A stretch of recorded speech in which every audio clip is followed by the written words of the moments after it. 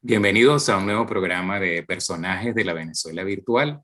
Esta vez tengo el placer de hablar con una persona que se encuentra en Japón, es decir, a unas cuantas horas de distancia con respecto a mi persona. Él está adelantado en el tiempo, es decir, que yo pues estoy hablando con alguien que se encuentra en el futuro prácticamente. Estoy hablando entonces con Gabriel Vázquez Tualdo. ¿Cómo estás, Gabriel? Hola Jorge, muchas gracias. Bueno, por aquí en el futuro todo está bien. Muchas gracias por invitarme a venir a hablar contigo el día de hoy. Un placer conocerte también. Mira, Gabriel, bueno, vamos a empezar quizás explicando que tú estás en Japón desde hace cuánto y por qué te encuentras ahí, que es una situación, digamos, interesante porque no sé cuántos venezolanos habremos en Japón, pero me imagino que no tantos como en otros países. Claro, claro. Bueno, digamos, yo vine para acá, para Japón, inicialmente por mi carrera, ¿no? Yo soy músico, soy violinista profesional y antes de venir acá a Japón, yo estuve, digamos, yo me formé, de hecho, en Suiza. Yo estuve viviendo en Suiza por más de una década. Y junto con mi esposa, bueno, comenzamos también a tener nuestra carrera allá en Suiza. Mi esposa también es violinista. Y trabajando allá comenzamos a lidiar mucho también con alumnos y otros músicos japoneses. Y a mí siempre me gustó mucho trabajar con ellos digamos, por la distinción y el refinamiento que ellos tienen hacia la música y, bueno, en general hacia cualquier disciplina que hagan, ¿no? Y luego de varios años, pues discutiendo con mi esposa planes para el futuro, dijimos, bueno, ¿por qué no ir a Japón y crear una escuela allá? Entonces, ese fue más o menos el plan. Ya tenemos aquí en Japón, en Tokio, eh, pronto serán 3 años desde que creamos nuestra escuela de música, particularmente violín aquí, perdón. Y bueno, ahí estamos trabajando bastante duro. Las cosas van, a pesar de, bueno, de toda esta circunstancia de la pandemia, la escuela ahí ha estado creciendo poco a poco, cada vez estamos recibiendo más y más alumnos y ahí va, para adelante. O sea, ustedes, digamos, crearon un emprendimiento en Japón, como quien dice, y se dedicaron a la parte esta de, digamos, de enseñar la música en general o solamente algún tipo de instrumento, como es la escuela. Y exactamente, bueno, como ambos somos violinistas, la escuela se enfoca principalmente en la enseñanza del violín, ¿no? De hecho, eso es también lo que hacíamos allá en Suiza.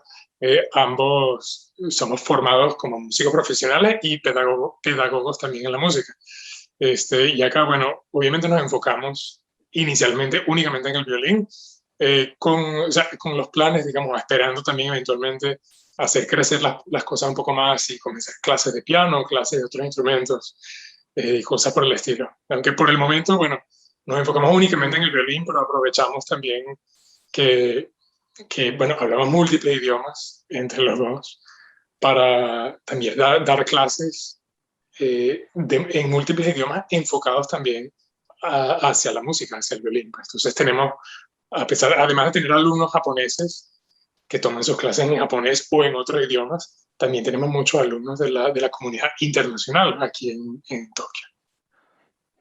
Ok, o también, por ejemplo, me imagino que habrán japoneses que quieren venir a Suiza o a Viena y entonces ustedes Sí, exactamente. le dan un poquito la entrada con los idiomas de acá, ¿no? Exactamente. Sí, tenemos también, esa situación también es bastante común, o sea, violinistas o digamos, aspirantes profesionales que quieren eventualmente ir a estudiar a Europa o a América o a algún otro país, y entonces vienen a nosotros como para comenzar a tener como para comenzar a abrirse a ese idioma, y, digamos, al lenguaje musical en ese otro idioma también. Mira, y bueno, no sé realmente cómo es el aprender el japonés, pero yo aprendí, por ejemplo, el alemán. Cuando no lo sabía, me imaginaba que era una cosa así como decir hablar ruso, una cosa así, era algo así. Después me di cuenta que, bueno, que era aprendible, pues, como todo en la vida. Claro, ¿Cómo es aprender japonés para una persona de origen, de habla hispana, pues? sí. Bueno, por un lado, yo nací en Venezuela, pero aún así en mi casa, como mi familia es mitad italiana también, en mi casa siempre se hablaron múltiples idiomas. Se hablaba obviamente el español, el italiano y también el inglés. Y bueno, yo obviamente al irme a Suiza también, entonces aprendí a dominar el francés y un poco el alemán también. Pero, sin embargo, todos esos idiomas, lo que vendrían a ser idiomas occidentales, ¿no? De origen, bueno, obviamente europeos, sean de origen germánico o de origen de la lengua del latín, tienen muchas similitudes entre ellas, ¿no? Y bueno, cuando comencé a aprender el japonés, ahí sí me di cuenta que de verdad ese es un idioma que no tiene nada, en el que no podía, digamos, depender de mi conocimiento de otros idiomas para aprender a hablar este idioma, ¿no? Porque tiene obviamente un origen completamente distinto y la manera, digamos, la manera de los japoneses de ver las cosas también, eh, digamos, también ha formado esa lengua de una manera muy distinta, ¿no? La sintaxis, el uso de los verbos y la manera en la que las oraciones y las frases están construidas de una manera completamente distinta. Y eso ha sido hasta ahora un reto bastante de bastante alto nivel, obviamente, aunque tengo mi esposa, pues mi esposa es japonesa y ella obviamente me ayuda mucho con eso. Pero bueno, sí me ha hecho, digamos, estirar, ¿sabes? Las neuronas bastante. Y eso sin hablar también del japonés escrito. Porque el japonés escrito es otra historia. Y también hay tres alfabetos distintos que se usan constantemente en el día a día. Entonces, esa es otra historia un poco más complicada también. Es decir, que estás todavía en un proceso. Sí, claro. Bueno, de hecho, todas las semanas tomo mis clases de japonés. Que poco, o sea, me puedo defender incluso con los alumnos logro, ¿sabes? Logro poder dar las clases un poco en japonés, pero obviamente no estoy a ese nivel de, de fluidez, digamos, como en el español o en algún otro idioma. Poco a Bueno, poco. es bueno que estés casado ya con una japonesa, me imagino que eso ayuda bastante. Eh, Claro, yo creo que yo siempre he hablado de la distancia entre las culturas y tal, entonces, bueno, a veces yo digo que la distancia quizás de nuestra cultura con respecto a los japoneses, pues se ha cortado últimamente porque como que hay más información ahora fluyendo de allá para acá. Es decir, claro, estamos como visualizando un poco más lo que es la cultura japonesa. Tenemos algunas, incluso integrada la parte culinaria también. Nos ha caído la parte culinaria del Japón hacia este lado también. Es decir, que se ha claro. empezado como a abrir un poco para nosotros una ventanita que quizás ayuda a que no tengamos una sorpresa al llegar allí al Japón, ¿no? Claro, pero muy interesante que hablas de eso, porque una cosa que me sorprendió al venir acá a Japón, que es algo que de hecho viví hace poco, es que digamos, como mencionaste, que digamos, la cultura japonesa, la información de la cultura japonesa ha llegado ya a Venezuela, y las cuestiones culturales, culinarias, etcétera, etcétera, pero lo que me sorprendió es que no es algo tan unilateral como yo esperaba. De hecho, algo una experiencia muy bonita que tuve la semana pasada, de hecho, es que logré encontrar un grupo de personas aquí que estaban ofreciendo un tasting de cacao venezolano, chocolates de cacao, hechos con cacao venezolano, y estaban haciendo, de hecho, toda una campaña junto con personas de la Universidad Central de Venezuela para para llevar, digamos, esta enseñanza, esta mano de obra para crear el chocolate y cultivar el cacao a pequeños pueblos de allá de Venezuela, en Chuao, Patanemo, etcétera, etcétera. Y este es un joven venezolano, de hecho, que vino acá a Japón hace también muchos años y creó, bueno, su propia compañía para, digamos, fomentar el conocimiento del cacao venezolano aquí en Japón y ha creado también o sea, un grupo de gente que lo sigue con bastante ánimo aquí en Tokio. Bueno, yo diría, lo que puedo jugar es desde el punto de vista austriaco, que me parece que los japoneses, pues por lo menos son personas que les gusta conocer otros lugares y que hacen turismo inteligente, pues van y se informan y van como así los sitios, digamos, de la ciudad que lo componen desde el punto de vista cultural son personas que se reservan asientos para ir a la ópera, por ejemplo, que van al ballet, es decir, que hacen un tour quizás planificado bastante bien para que se den las cosas en el tiempo en que ellos están acá. O sea, Sí, eso es sí. lo que puedo juzgar yo más o menos desde el ángulo Viena, pongámoslo así, ¿no? Sí, y bueno, te comento, por ejemplo, desde el punto de vista de alguien que vive acá, son personas, o sea, el japonés en general, digamos, son personas que aman mucho la cultura, sobre todo la cultura, lo que es la cultura occidental. Siempre, sí, digamos, siempre tienen los ojos abiertos, pendientes de qué es lo que está pasando en Europa, qué tendencias culinarias o tendencias culturales o de moda, lo que sea, se están desarrollando por allá. Ellos van, las estudian, las adaptan a, a ellos, pues, a su visión, y luego la traen para acá y la implementan también aquí en la ciudad de una manera muy interesante.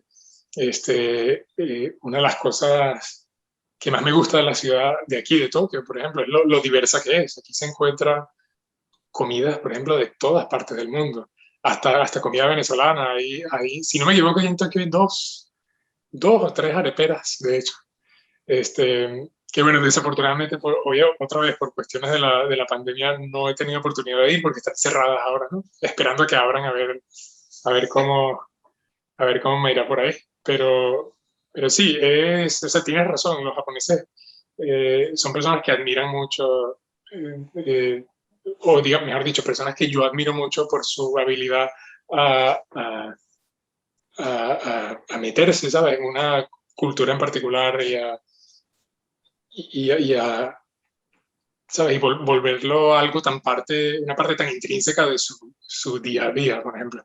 Si hablamos de la música clásica, aquí hay personas que por no encontrar una mejor palabra son los más fanáticos de la música clásica que he visto, incluso en Europa. O sea, personas que van y pasan 4 o 5 horas metidos en una tienda de discos buscando la edición perfecta, la versión y el músico ideal, y hacen de eso pues el hobby de sus vidas. Y con eso pues muchas otras cosas, con la comida, etcétera, etcétera.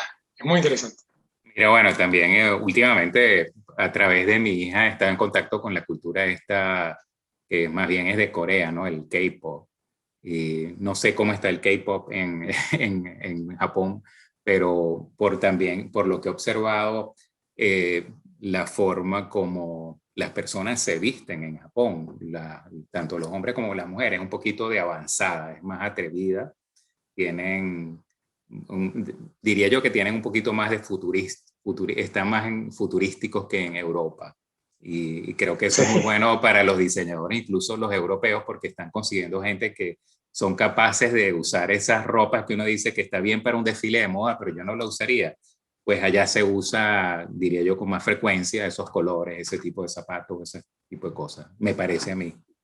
Sí, sí, sí. A ver, sí, de hecho, o sea, o sea, tienes razón en lo que dices aquí, de verdad, la moda se ve de una manera completamente distinta, ¿no? Pienso que eso puede venir también históricamente por la atención que ellos siempre han puesto, ¿sabes? Por ejemplo, cuando se ponen la vestimenta tradicional, los kimonos, desde hace siglos y siglos, eso es todo un proceso que, si no me equivoco, tiene 20 y pico de pasos, de hecho, para ponerse un kimono correctamente. O las armaduras, la vestidura de hombre también, es todo un proceso, toda una disciplina, todo un ritual, y eso también es una cosa que me llamó mucho la atención de la cultura japonesa, que ellos han logrado llevar eh, básicamente todos los aspectos del día a día, o los aspectos tradicionales del día a día, lo lograron transformar con el paso del tiempo en básicamente una disciplina espiritual, pues, desde simplemente diseñar eh, bowls de platos de arcilla, todo este tipo de cosas, hasta la vestimenta, etcétera, etcétera. Todo es, digamos, una disciplina muy meticulosa, que también obviamente se ha derramado un poco en los aspectos modernos, ¿no? Como dices tú, la ropa moderna, la moda moderna, la cocina moderna y todas estas cosas, a pesar de ser bastante futurista, del ámbito futurístico, como dices, también tienen unas raíces tradicionales bastante fuertes, bastante sólidas y bien pronunciadas, ¿no? Y eso hace un contraste bastante interesante en el día a día de la ciudad. Bueno, es interesante ver que, por ejemplo, las buenas maneras, hay distintas formas de llevar las buenas maneras, ¿no? Y es muy obvio que en la cultura japonesa las buenas maneras, la forma de, digamos, de presentarte, la forma de saludarse a las personas, todo eso viene de otra esquina, ¿no? De otra forma de ser. Me da la impresión a mí que hay como mucha espiritualidad en estos actos tan simples como es sentarse a comer, ofrecer algo. O sea, es como más el uso del tiempo, no solamente para el acto de comer, sino para impartir respeto a la comida y respeto a las otras personas. Visto desde el punto de vista externo, me parece todo muy ceremonioso, muy sutil, no sé. Sí, sí, de verdad es algo bastante bonito. Eh, sobre todo cuando tienes la capacidad de poder compararlo con otra cultura, ¿no? Nosotros como extranjeros, que venimos de experiencias completamente distintas, eh, incluso, por ejemplo, comparando la cultura venezolana con la cultura europea, a pesar de ser distintas, muchas de las costumbres venezolanas nacen de costumbres europeas. Y entonces uno puede comparar, claro, pero se ve que hay una relación, son familias, son culturas y costumbres relacionadas entre sí. Pero al venir acá a Japón, obviamente la distancia es mucho más grande, sobre todo Japón siendo una isla, muchas de esas costumbres y culturas no llegaron afuera.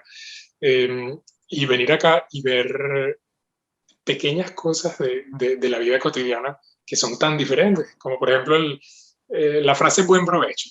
Cuando uno se sienta a comer y uno le dice a la otra, bueno, buen provecho, y comenzamos a comer, es obviamente algo con lo que yo nací y que se dice todos los días, todo el tiempo antes de comer. Claro. Pero la frase que se utiliza aquí en Japón, que es itadakimasu, no es buen provecho, eh, se traduciría más, o sea, la manera en la que se traduce es más como un agradecimiento hacia la comida en sí. Entonces estás comiendo un tomate, una manzana, lo que sea, y tú le estás agradeciendo a la manzana en sí por permitirte, ¿sabes? Que forme luego parte de ti. Y tú le agradeces ese gesto a esa manzana de volverse parte de quien tú eres, de quien tú serás en el futuro. Esas son cosas que, como no formaron parte de mi cultura, pues al llegar yo aquí me sorprendieron tanto de una buena manera, ¿no? Digamos, te abren los ojos, te abren la mente a una perspectiva completamente distinta, pero a su vez muy bonita, muy delicada también. Mira, o sea, creo que también eso tiene que ver quizás con el origen, digamos, todavía conexión con la cultura original, pues. A pesar de, no sé cómo es la situación en Japón, pero a pesar de existir Hollywood y de tantas películas y ahora, bueno, el fenómeno este Netflix y todas estas cosas, que trata en cierta forma como de darnos parámetros de vida, de formas de vida que quizás la gente imiten porque al final eso influye en lo que son los gustos y colores de las personas. Algo se filtró ahí que no llegó a ese lado, que no ha cambiado esa conexión con la cultura original y sigue todavía, digamos, en alguna forma en los hábitos diarios, cotidianos, estando presente, bastante presente esta parte de la cultura original. Pienso yo. Claro, claro, bueno, ahí hay muchos factores que yo pienso influyen justamente en eso, ¿no? Por un lado, obviamente el hecho de que Japón sea una isla, obviamente eso históricamente lo ha, valga la redundancia, aislado un poco digamos, de mezclarse con otras culturas o con costumbres de otros países, etcétera. De hecho, eh, justamente, si hablamos un poco de la historia, durante el siglo XVII, que es cuando los europeos comenzaron a llegar aquí a Japón, principalmente los holandeses y los portugueses, que buscaron, de hecho, colonizar Japón. Japón lo primero que hace es, ya un momento, aquí no nos van a colonizar y cierran las fronteras por más de 200, casi 250 años, que ellos cerraron completamente la frontera y ahí no entraba nadie, no salía nadie. Y obviamente a raíz de eso, pues hay muchas costumbres culturales que del mismo país que se arraigaron con mucha más fuerza y culturas que llegaron de algún otro país, que llegaron del exterior, que a raíz de cerrar las fronteras por tanto tiempo, pues se pierden. Y actualmente yo pienso que quedan unas pequeñas tendencias de esa mentalidad, ¿no? Tener un poco de... Eh, no me gustaría ir tan lejos como decir que es xenofobia, pero digamos es un poco Un filtro. sí, o un poco de cuidado en lo que se refiere a influencias que vienen de afuera, ¿no? Ellos, sobre todo las personas los jóvenes mucho menos, claro, pero las personas, digamos, de las generaciones anteriores, sí se ven un poco más resistentes a aceptar, eh, o digamos, un poco menos abiertos a influencias del exterior, ¿no?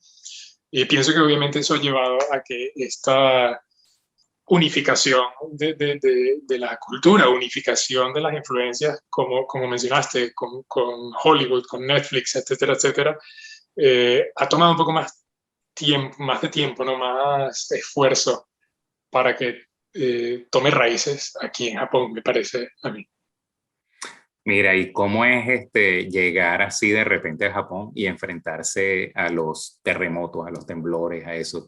¿Hay un cursillo que se puede hacer cómo se entrena una persona así que no está, digamos, acostumbrada a ese tipo de cosas?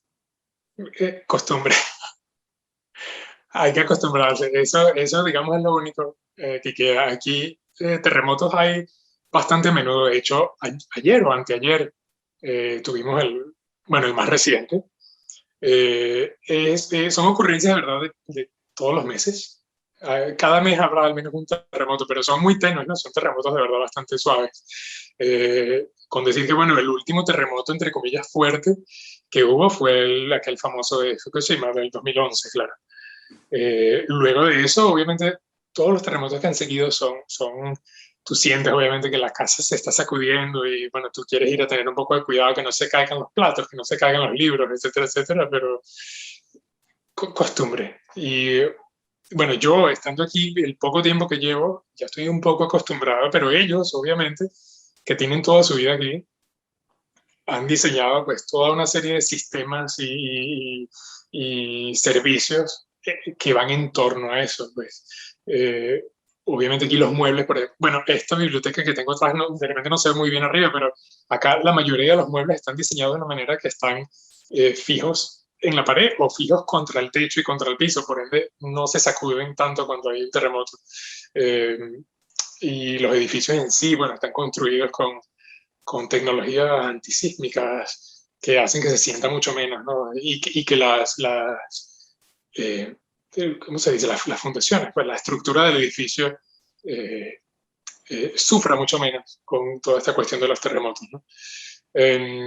Pero en cuanto a lo que uno puede hacer personalmente, pues sí hay toda una serie de medidas o de cursos. Por ejemplo, cuando yo me fui a sacar la licencia de conducir, que me la saqué aquí en Japón, tienes que hacer tu curso de primeros auxilios y eso incluye también qué hacer en caso de terremotos, en caso de tsunami, a dónde ir, cómo actuar durante los terremotos y todas estas cosas que yo recuerdo de repente así, tengo una lejana memoria de haber tocado el tema en escuela primaria en Venezuela, pero nunca pensé que eso, que eso llegase a ser conocimiento útil, ¿no? En mi vida cotidiana, eh, hasta que vine aquí a vivir a Japón. Pues, y de verdad que, bueno, aunque uno se acostumbra a los terremotos chiquitos, uno siempre piensa, ajá, pero ¿y si el próximo no es tan chiquito? O el que viene, de hecho, el que viene después de ese, si no es tan chiquito, bueno, uno siempre tiene un ojo puesto en lo que, ¿sabes? En tener un poco de cuidado, pero hasta ahora... Y con respecto a, bueno, la parte esta, digamos, la dependencia a la energía nuclear de las ciudades. Y no sé, por ejemplo, en el caso de Tokio, si hay otro tipo de energía que esté circundando a la ciudad o no. Pero hay búnkers, tengo entendido, que están conectados con la parte del transporte público, pues que hay formas de tomar, de ir a sitios para resguardarse y eso. Y bueno, así como existen, pues también habrán entrenamientos para el respecto, ¿o no hay? Sí, sí, sí, exacto. Bueno, aquí hay zonas, porque no, o sea, si lo puedo comparar con algo que de mi experiencia personal, sería por ejemplo con Suiza. En Suiza, cada casa tiene su propio búnker. Pero no fueron, o sea, fueron construidos de hecho durante la Segunda Guerra Mundial, obviamente eh, se hizo ley a raíz de allí que cada casa construida luego de cierta fecha debía tener su propio búnker en el sótano. eh, y, o sea, los búnker antibombas con puertas de 45 centímetros de espesor, etcétera, etcétera. Aquí en Japón obviamente no son las mismas circunstancias, pero cada vecindario, digamos, sí cuenta con múltiples búnker. Si mal no recuerdo, pues las estaciones de tren son una de las principales zonas a las que uno debe ir en caso de las escuelas también, etcétera. Y en cuanto a, digamos, fuentes de energía alternativa, aquí a raíz de lo que sucedió en el 2011, la gente sí se ha vuelto mucho más resistente, ¿no?, en contra de la energía nuclear y todas estas cosas. De hecho, uno de mis alumnos, adulto, él trabaja de hecho en el mundo de la energía nuclear, eh, y siempre me cuenta, bueno, la resistencia que tienen del público, ¿no? Y él trata de hacer entender que, bueno, de hecho, la energía nuclear no es tan peligrosa como la gente piensa, pero bueno, obviamente esas son cosas que toma tiempo a que el público se adapte, obviamente. Pero poco a poco Japón ha ido también desarrollando eh, el uso, digamos, de otros tipos de energía. Aquí las últimas estaciones de tren que han construido aquí en Tokio, de hecho, son estaciones que funcionan básicamente 100% con energía solar. De hecho, los techos están completamente hechos con paneles solares. Cosas bastante interesantes. Los techos de ciertos edificios también han comenzado a incluir paneles solares o áreas verdes en los techos también. Entonces se ve que ya están buscando ir un poco en esa dirección.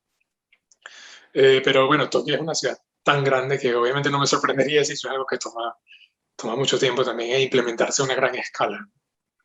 Claro, pero las medidas hay que tomarlas a tiempo para que precisamente se puedan dar, ¿no? Claro, sin duda. Mira, y bueno, quizás para terminar, eh, ¿cómo es la comunidad venezolana en Tokio? ¿Existe una comunidad tangible o hay alguna comunidad virtual o es muy poca que no vale la pena ni siquiera considerarla como parte de la cotidianidad de un venezolano en Tokio? Mira, en cuanto a bueno, como te comenté anteriormente, nosotros sí interactuamos mucho con la comunidad internacional aquí en Tokio, sobre todo la comunidad europea. En cuanto a venezolanas, pues como te comenté, con este evento del cacao venezolano que tuve la semana pasada, tuve la oportunidad de conocer al primer venezolano que he conocido aquí en Japón. Y él me comentaba justamente que aquí hay un poco menos de 100 venezolanos en una ciudad de 37 millones de personas. Entonces, obviamente, digamos, es un porcentaje bastante reducido, ¿no? Pienso que aunque sí sé que antes de la pandemia, de vez en cuando sí se organizaban eventos en la embajada venezolana aquí, con comida venezolana y música y todo eso, y obviamente invitaban a los venezolanos a venir. Y hay también un porcentaje de la comunidad japonesa aquí que son también nuevamente, muy fanáticos de la comunidad suramericana, incluyendo la venezolana. Hay muchos que han trabajado incluso en Venezuela.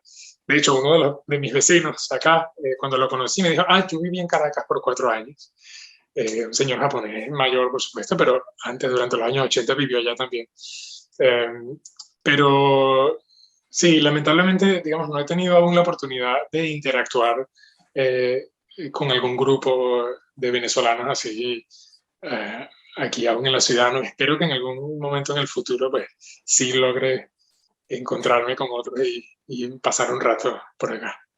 Bueno, gracias a Dios ahorita tenemos como el título de mi programa la Venezuela virtual, pues que estamos Ah, unidos por todos estos medios y hay formas de todavía mantener cierta relación, conexión con el país original, ¿no? claro, Mira, claro. Gabriel, bueno, yo a todas las personas les pido que al final pues se despidan dejando un mensaje y tú no vas a ser la excepción, así que te pido que dejes un mensaje para los que escuchen esto, que les quede como este es el eslogan de Gabriel o el mensaje que Gabriel nos deja para la vida. Ahí te lo dejo, pues. Claro, gracias, gracias. Bueno, para mí, viviendo aquí en Japón, yo pienso que uno de los mayores contrastes que me impresionaron al llegar acá es el sentido o la mentalidad de comunidad que la gente tiene aquí. La gente aquí de verdad se ven a ellos mismos como parte de un organismo mucho más grande que es su comunidad, su ciudad. Y, y todos toman de verdad, se sienten responsables, digamos, por distintos aspectos de su comunidad.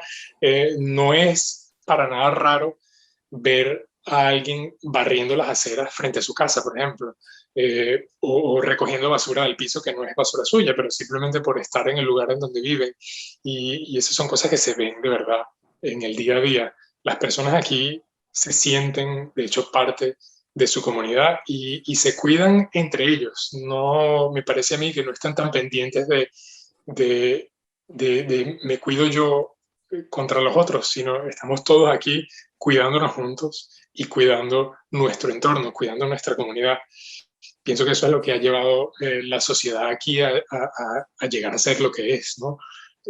Y, y si hay un mensaje que me gustaría que llegase de aquí al extranjero, es exactamente eso, que llegásemos todos a pensar en nuestra comunidad, al vernos nosotros como un engranaje o una parte de un organismo, una máquina que es mucho más grande, y que si cada una de esas partes funciona correctamente, pues el organismo o la máquina en sí funciona también correctamente.